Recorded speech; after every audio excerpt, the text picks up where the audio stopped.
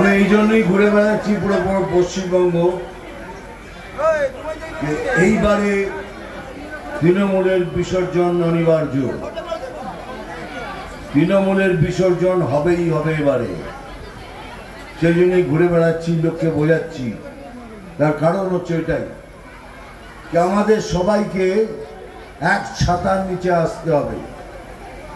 যদি কারোর সাথে কোনো মনোমালিন্য থাকে, কোনো বিদ্বেষ থাকে, কাউকে আপনি পছন্দ না করতে পারেন, আমি হাত জোর করে আপনাদের রিকোয়েস্ট করছি, অনুরোধ করছি যে আপনারা অ্যাটলিস্ট ইলেকশন অবধি এসব কিছু ভুলে গিয়ে এক ছাতার নিতে চলে আসুন। আমরা যদি একসাথে লড়ি তাহলে আমরা জিতব, আর নিশ্চয়ই জিতব। দ্বিতীয়ত,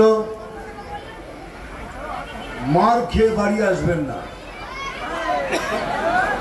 মার খেয়ে বাড়ি আসবেন না।